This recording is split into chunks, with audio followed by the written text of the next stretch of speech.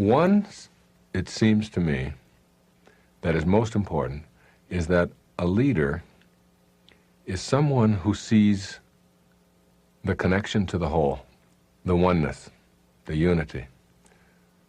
And followers rarely do. And you can get leaders from people who are in positions of followers if you look for these two qualities. The first is seeing the big picture, if you will, or the connection to the whole. Leaders always seem to see that. Whereas followers, if you've got a large corporation, within a department, the follower is somebody who only sees their job and what they have to do. So they get trained to do this particular thing, and they don't really see how it impacts on the next department, and on the next department, and on the entire company, and on the entire corporate structure. They're not able to see that. They will say things like, it's not my department. I don't do those kind of things. It's not my responsibility. You have to go to the accounting department to get at that. Or you'll have to call shipping, or whatever it may be. And they stay that way. It's like they have that quality, and they almost stay that way their entire lives. There's no connection to the whole. Whereas a leader will see that everything that a person does within a department, not only how it affects them in the department, but how it affects the next department, and how it affects the entire business, and how it affects the profit picture, and so on. And so you will see leaders being conscious of the entire business unit. And that person will almost always elevate up to a point where they get to the top of the business or in positions of leadership because they're not just narrowly looking at how what I do affects just me. The second thing is that leaders, as opposed to followers, are people who see the long range effect of everything that is being done. They don't look at just how I'm acting today. For example, if you're getting on an airplane and a flight attendant is rude to a customer, the leader, if they're sitting there looking at that, or even if they're a flight attendant who has these leader qualities, not only sees how that impacts on the entire organization, the entire airline, but they see how that impacts on future business as well. A year from now, 2 years from now, 5 years from now. If I have a bad experience with a person on an airline that turns me off to them, it isn't that individual that I'm going to be turned off to because they're just out of my life now. So the next time I'm going to make a reservation, I'm going to pick a different airline if there's one available. I might do that for 10 years. So that one tiny moment of truth that you have as a follower with a customer, if that person doesn't see the whole and doesn't also see the long-range thing, will affect them dramatically. And leaders always seem to know that. And so they're not just being polite and service-oriented and kind and decent to people because that's what they've been trained to do. They are being that way, first of all, because that's the way they are. That's the way they think. And as a result of the way they think, they see their connection to not only the organization and the future of the organization, they see a bigger picture. And that's really what this is about, this whole program, what we're talking about here. That's what the whole thing is about. It's like seeing the biggest picture of all, that how you behave towards your fellow man not only affects you and them and the organization and the profit picture a year from now or 2 years from now, but it affects all of us. It affects all of mankind. It's that big a picture that I'm trying to get at here. Yes, there are little tiny segments that we may be more interested in, but that makes us followers too, when you think about it. I mean, if you're only thinking about your airline or you're only thinking about your company and how their behavior impacts on the organization or in the future, then you're still limiting yourself because it also impacts on your city or your community, and it impacts on your country, and it impacts on the world, and it impacts on all of humanity, and it impacts on the universe as well. I work for myself. I'm not in anybody else's business. I see the biggest picture of all, that ripples throughout all of humanity. And you can bring it back down to apply these principles in your daily business and in your family and in your relationship, but you can expand them outward as well, so that you begin to see that every negative act, every hostile act, everything that is not in harmony that you do, every person who is not in harmony, that person cannot cooperate with the person next to him. He will want to gobble them up like a cancer. And when they are in harmony, and enough of us get into harmony, then it impacts on the entire planet. So we have to be able to extend our vision. If we're thinking of ourselves as leaders, it's one thing to be a great leader within your corporation, or even within your department, or even within your own family. But another thing completely to be a great leader of mankind. And we all have to see ourselves that way. We have to extend out as far as we can and back down as small as we can. And that's how it impacts on everything and everyone. Let me share with you from my heart. I have 6 daughters and 2 sons. But I have a 16-year-old daughter, the only child that we have, who has taken a different path in her life. And we've struggled with it. And she has, she had a very serious automobile accident. She had to be cut out of the car. She has taken a path of drinking and experimenting in drugs and so on. And I know that this is a path, and it's a very painful path, and she's had some very difficult times with it. And she's got a whole thing about authority and doing things her own way and so on. And I understand it, because I've lived it my whole life. And every time, I must say that in the last 3 or 4 months, there's been just incredibly dramatic shifts in our life. And it's because there has been a shift in how I and my wife are dealing with this. And I used to, when I would think about her, I would be filled with rage and filled with pain. And I would be tearful, and I'd be angry at the dumb choices that she would make and the things that she would do that just didn't seem to make sense. And it's, I don't know if you've raised teenage daughters, but I saw a wonderful title for a book about raising teenage daughters. It said, Get Out of My Life. That was the title. But first, drive me and Cheryl to the mall. All right? It's a great book, by the way. And so I would be in my mind, and I'd be thinking about it, and I would try meditating, and I'd try working on it, and so on. And nothing seemed to work. And then I began to study this Foundations of Mysticism, this series of lectures by Joel Goldsmith, this great healer, lived back in the 1950s, wrote the Parentheses in Eternity in the Infinite Way. Wonderful, wonderful readings. He was a Christian Scientist and a very big supporter of chiropractic as well. And he talked about how we nullify disorder, disease, disharmony, and so on, and that, a reminder, the Spirit gives life. The flesh counts for nothing.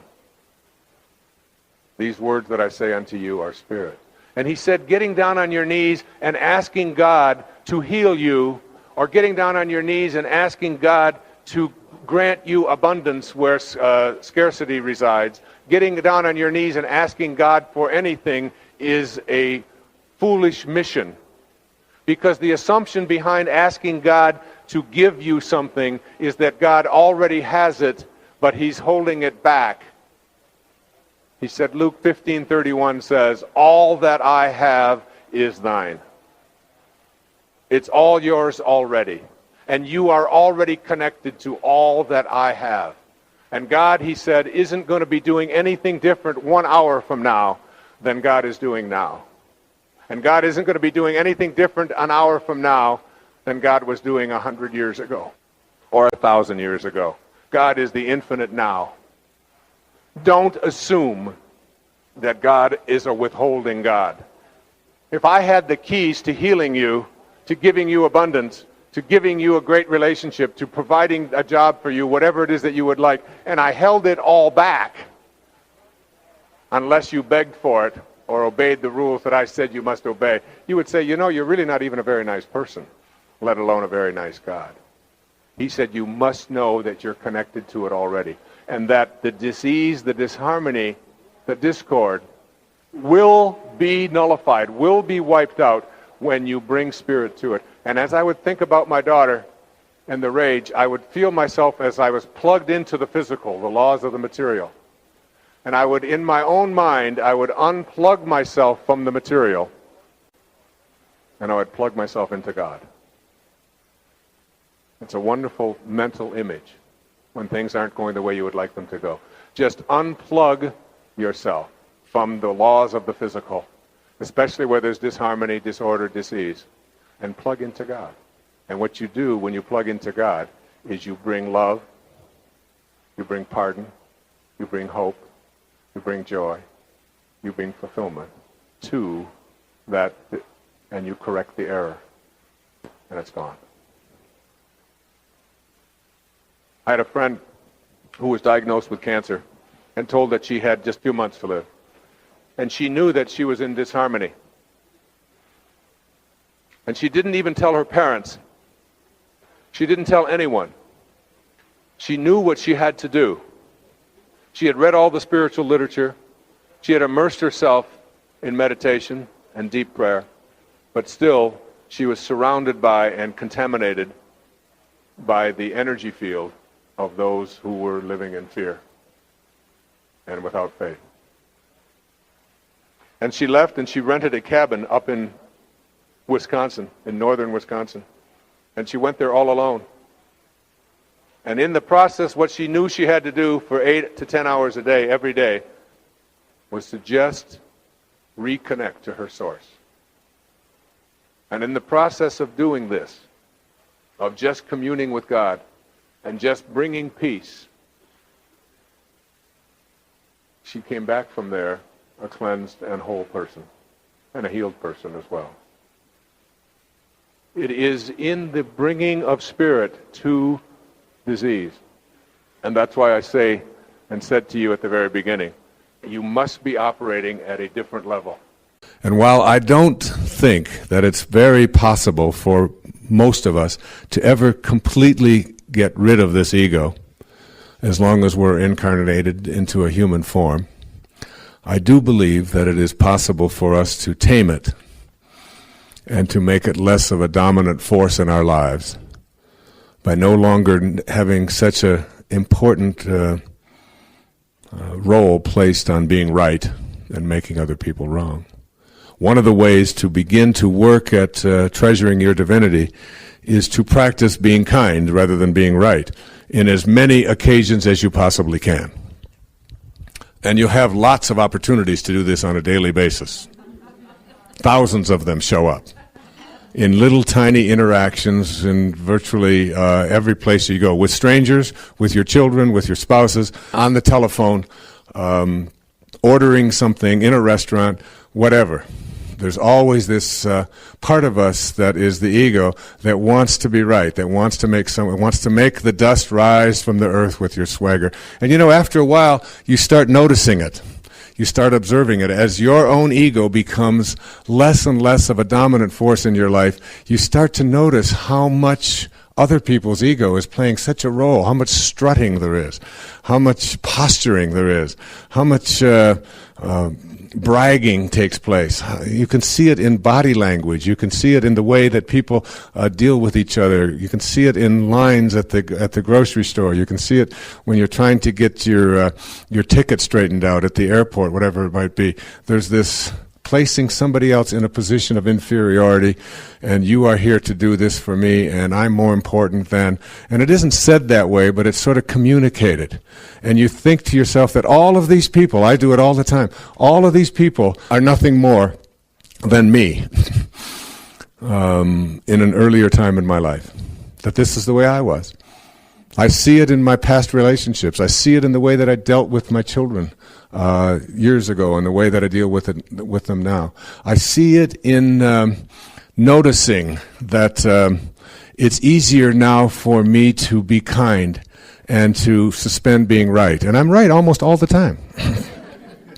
But I no longer need to point it out, except for right now, of course.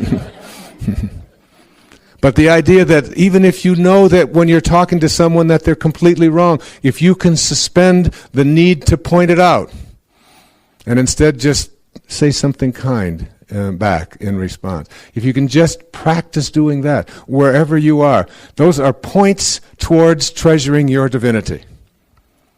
It's not about worshiping more. It's not about getting down on your knees and practicing somebody else's orthodoxy.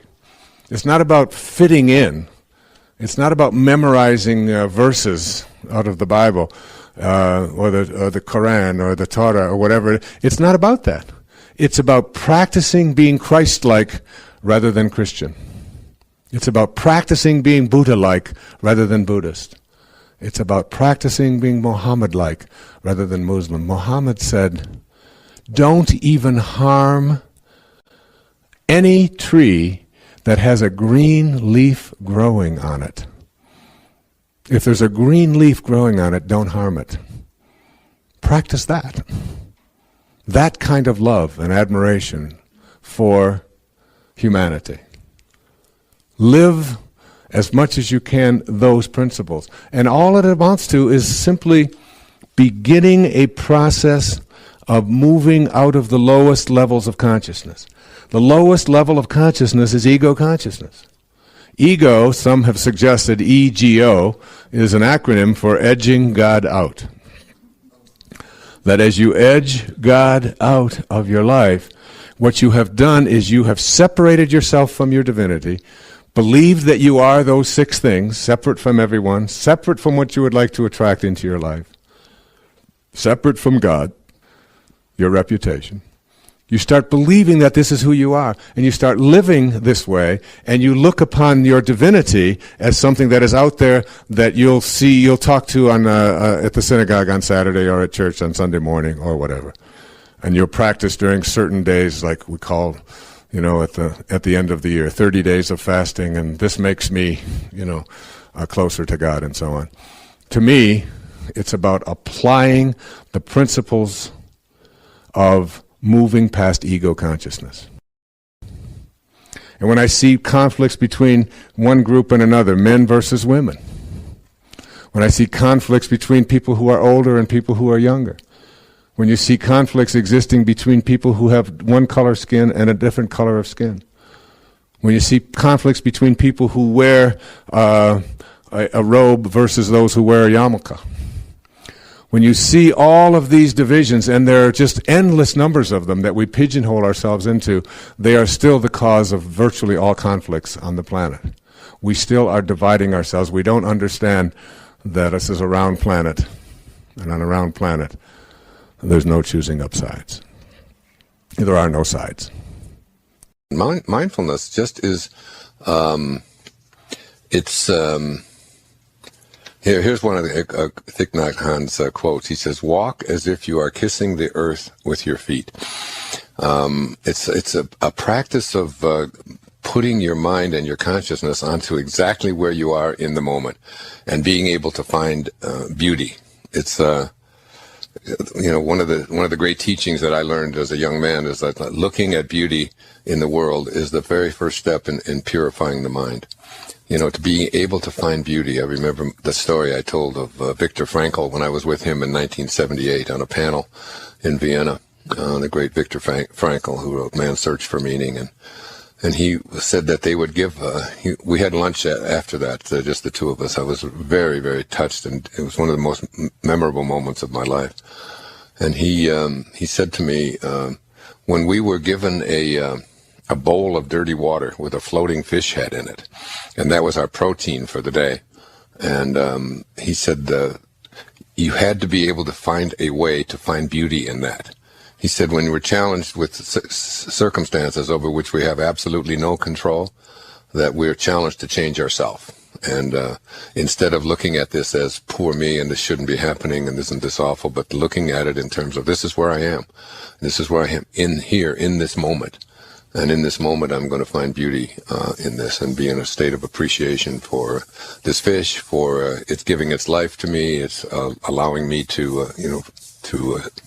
survive and so on. And he said the people, he told me, and I'll never forget this, he said the people in the concentration camps, this was in Auschwitz, in Poland, he said the people who couldn't find beauty in the circumstances that they were in, the horrible circumstances that they were in, he said they would always perish. He said, you've got to be able to see beauty. The famous line from John Keats in Ode on a Grecian Urn, beauty is truth, and truth is beauty.